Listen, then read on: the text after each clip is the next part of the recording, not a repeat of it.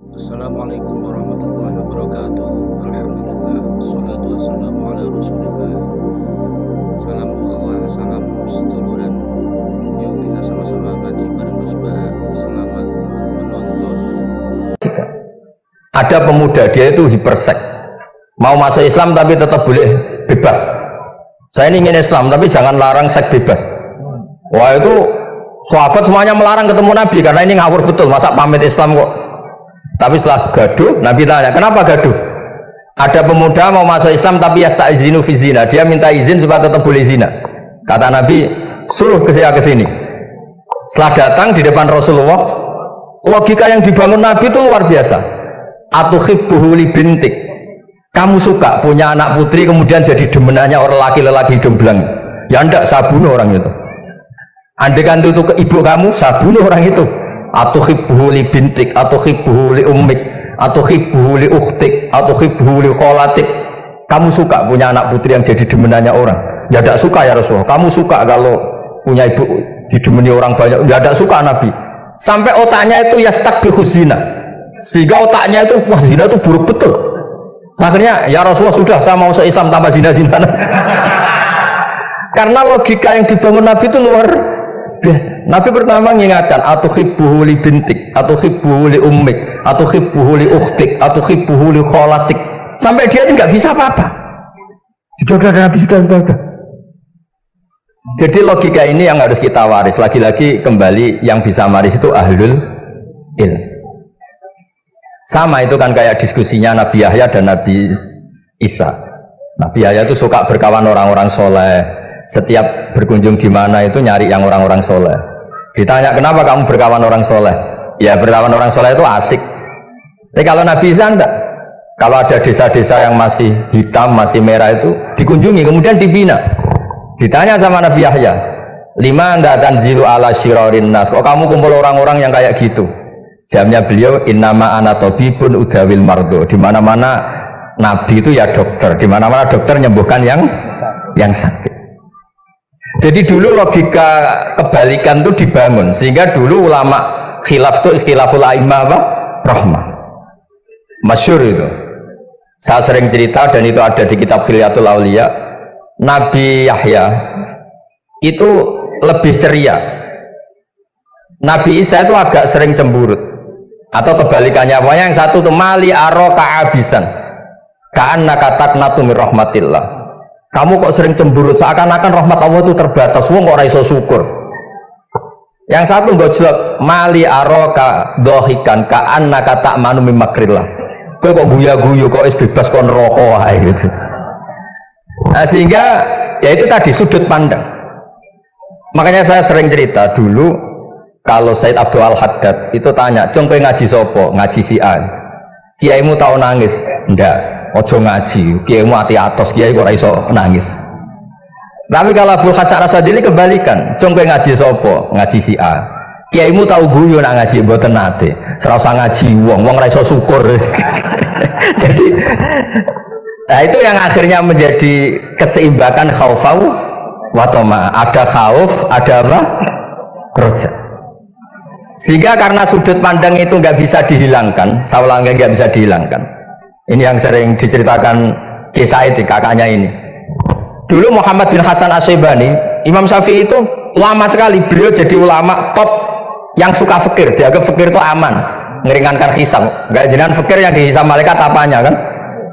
Kan nggak bisa ngisab jenengan. Apa saja tidak punya. Punyanya problem.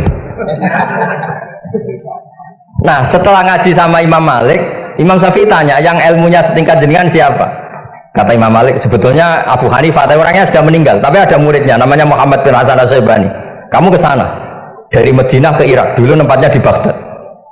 Setelah di Irak, Muhammad bin Hasan Asyibani itu kalau ngitung uang tuh di meja, emasnya itu banyak, uangnya banyak, dia hitung di meja, malah kaget. Saya ini gedeng kiai, kedrunya ini ketemu kiai, kedrunya. Ya karena Muhammad bin Hasan Asyibani itu wali, kamu tanya, kamu heran ya ada kiai kaya? Iya. Ya sudah, kekayaan ini kasihkan orang fasik biar dipakai demenan, dipakai mabuk, dipakai ini. Terus, jangan kalau kena orang fasik bahaya, jenengan saja. Semenjak itu Imam Syafi'i mulai rodok seneng duit. Jadi ada ceritanya soalnya kok diangen-angen, nah, terus keterusan umatnya kayak gini-gini itu. Jadi ini cerita nopo istihad apa cerita nopo istihad. Sama pangkat juga sama. Gue seneng nak wong soleh-soleh tidak ikut ngurus negara ini, mau dikemanakan negara ini. Tapi ada yang berpikir, gue seneng nak wong soleh terkontaminasi. Ya sudah monggo, sing isra payu jabat nggih berpikir zuhud. Sing payu ya berpikir politik.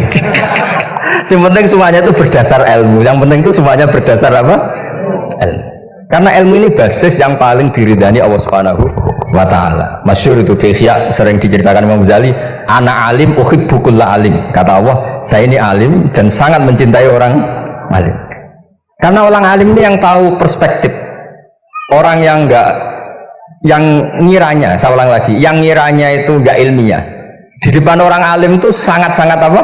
Ilmiah. Yaitu tadi misalnya ada ayat wa min ayatihi manamukum billaili wan nahar. Masa iya tidur yang ngorok semua turunnya secara jelas kok jadi wa min ayatihi.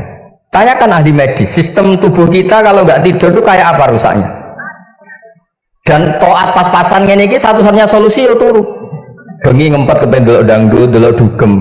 Bareng turu jebule esuk wis bar alhamdulillah. Cara melek iman kamu seberapa?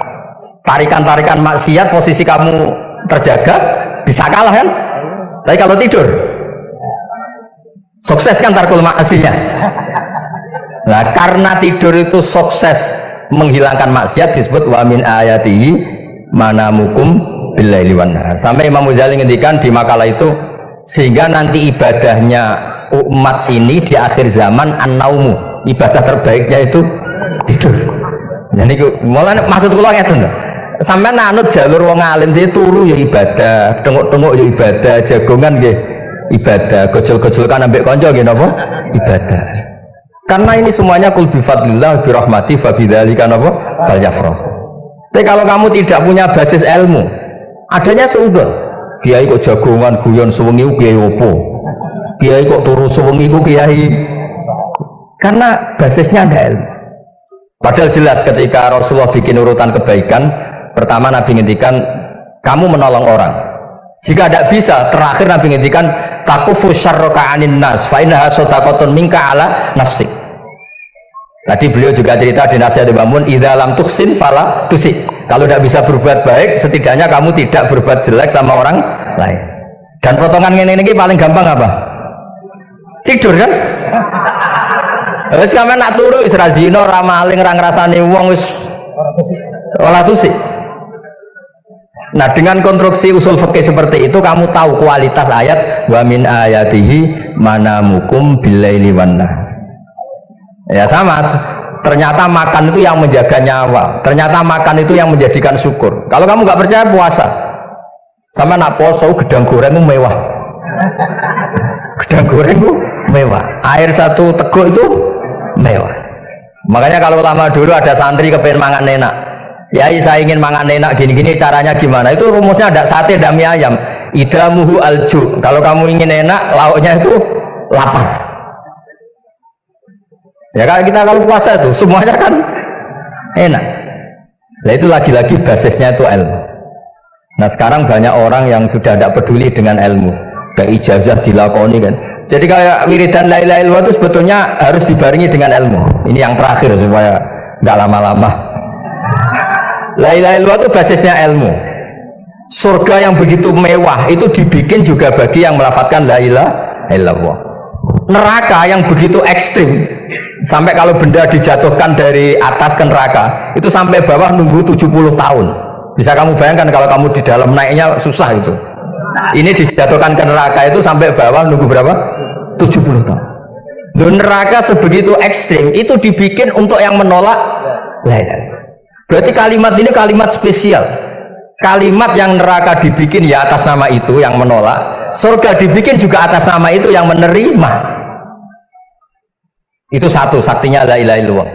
Sakti kedua, orang kafir 70 tahun ngelafatkan la ilaha sekali langsung dihukumi mukmin. Yughfar lahum ma qad salam. Qul lil ladzina kafaru iyantahu yufar lahum ma qad salam. Orang yang melafalkan la ilaha illallah Muhammadur Rasulullah itu dosa 70 tahun kafir itu hilang semua. Tapi gara-gara ada ilmu terus diumumkan tahlil dening Kiai Haji Niam mesti sing mburi wah sawi mesti. Padahal kalau kamu tahu ilmu nyata ini kalimat yang luar biasa.